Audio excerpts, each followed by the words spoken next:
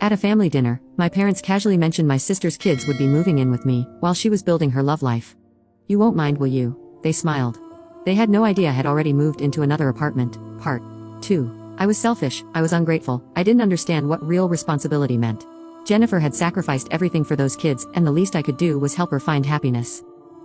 By the time they were done, I felt like I'd been hit by a truck. These were my parents, the people who were supposed to love me unconditionally, and they were treating me like I was some kind of monster for wanting to go to my friend's birthday party. "Fine," I said finally. "I'll watch them." "Oh honey, that's wonderful, I knew you'd come around. You're such a good sister." I drove home in a daze. The first thing I did was call Amy. "Hey girl, what's up?" "I can't make it tomorrow night, family emergency."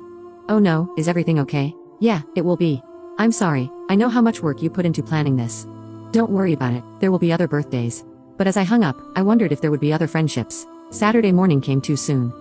At exactly 9 a.m., Jennifer showed up at my door with 3 duffel bags and a huge smile. "You're a lifesaver," she said, practically bouncing. "I packed enough clothes for 2 days, and there's snacks in Emma's bag." "Oh. And Jake needs his inhaler if he gets too worked up." The weekend was a nightmare. Jake and Sophie fought constantly. Emma was moody and kept asking when her mom was coming back. They didn't like anything I cooked. They complained about being bored. They made a mess of my living room with their toys and games. Monday afternoon, while I was in the kitchen making sandwiches, I heard a crash from the living room. I ran in to find my TV screen cracked and Jake standing there with a remote control in his hand. "I didn't mean to," he said, starting to cry. "Sophie pushed me and I threw it." "I did not," Sophie yelled back. My brand new TV, the one I'd saved up for months to buy, destroyed. I spent the rest of the day trying to figure out how to get it repaired while keeping the kids from destroying anything else. Sunday evening, Jennifer finally showed up around 8. She looked relaxed and happy, like she'd had the best weekend of her life. "How did it go?" she asked, barely glancing at the kids who were already putting on their shoes. "The broken TV. That's too bad, kids, you know," she shrugged, ready to go home, guys. That was it, no apology, no offer to help pay for repairs, no thank you for giving up my weekend. She packed them up and left, and I was alone in my apartment with a broken TV and the smell of spilled juice ground into my carpet. A few weeks passed. I got the TV fixed, which cost me $300. I caught up on the work I'd missed while dealing with the kids all weekend. I tried to get back to normal. Then I ran into Sarah at the grocery store.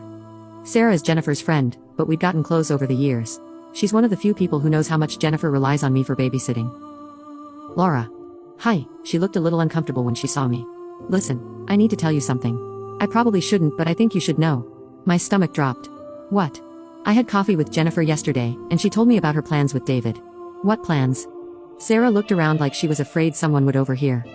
"She wants him to move in with her, but she still hasn't told him about the kids." "What do you mean?" "She's planning to send Emma, Jake, and Sophie to live with you for a few months. Just until she can ease David into the idea of having kids around." I stared at her. "She wants to what?" "She figures you can take care of them during the day while you're at work. Maybe hire a babysitter if you need to. She said you wouldn't mind since you don't have kids of your own." "A babysitter that I would pay for?" "Well, yeah, she said she'd be tight on money with David living there." I thanked Sarah and somehow made it through the rest of my shopping. But all I could think about was Jennifer's plan. She wanted to dump her kids on me for months, make me pay their childcare, and lie to David about their existence. How could she even think of such a thing? After Sarah told me about Jennifer's plan, I couldn't sleep for 2 days. Every time I closed my eyes, I imagined coming home from work to find 3 kids waiting for me, day after day, for months. I pictured myself paying for babysitters I couldn't afford while Jennifer'd house with David, pretending she was childless. At first, I thought about confronting her. I imagined calling her up and screaming about how selfish and crazy she was. I thought about showing up at my parents' house and telling them exactly what I thought about their precious daughter's latest scheme. But then I realized something: if I made a big scene, they'd just guilt-trip me again. Mom would cry about Jennifer's hard life. Dad would lecture me about family loyalty. Jennifer would sob about how I was ruining her chance at happiness. And somehow I'd end up watching those kids anyway. So I decided to be smarter about it. The next morning, I called my landlord, Mr. Peterson. He's this older guy who owns 3 rental properties in town. I've been a good tenant for 2 years, always paid on time, never caused problems. "Mr. Peterson, it's Laura Mitchell. I need to ask you about breaking my lease early due to family circumstances. As soon as possible." "Well, you've been such a good tenant, Laura. If you can be out by the end of next week, we'll call it even. I've got someone interested in the place anyway." I hung up feeling lighter than I had in weeks. I had 2 weeks to find a new place and move. 2 weeks before Jennifer's plan went into action. I spent my lunch breaks apartment hunting. I wanted something on the other side of town, far enough away that Jennifer couldn't just show up unannounced. I found a perfect place. A 1-bedroom apartment in a complex near the river. It was actually cheaper than my current place, and the landlord could have me moved in within a week. I took vacation days to pack and move. I didn't tell anyone what I was doing, not my parents, not Jennifer, not even Amy. I just quietly transferred my stuff to the new apartment box by box. By Thursday, I was completely moved into my new place. I sat in my new living room, eating takeout Chinese food, when my phone rang. It was Mom. Laura, honey, I wanted to invite you to dinner on Saturday. Your father's making his famous barbecue ribs. Her voice sounded weird, like she was trying too hard to sound casual. I knew exactly why she was calling. This was going to be the dinner where they'd spring Jennifer's plan on me. Saturday afternoon, I drove to my parents' house knowing this would probably be the last family dinner I'd have for a long time. But I was ready for it. Jennifer's car was already in the driveway when I arrived.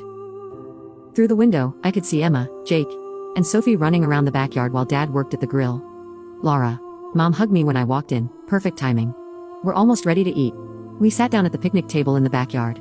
The kids were being relatively well behaved, probably because they were outside and had room to run around.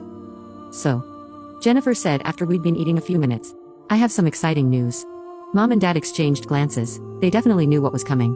David and I have decided to take our relationship to the next level. He's gonna move in with me for a few months, kind of like a trial run before we talk about getting engaged. That's wonderful, honey, Mom said. The thing is, Jennifer continued, looking at me, he's not ready to jump into the whole family thing yet. So I thought maybe Emma, Jake, and Sophie could stay with you for a while. Just until David gets comfortable with the idea of having kids around. I nodded and kept eating my ribs. It would just be for a few months. Jennifer went on. And I know you'd need help during the day while you're at work. So I thought you could find a babysitter.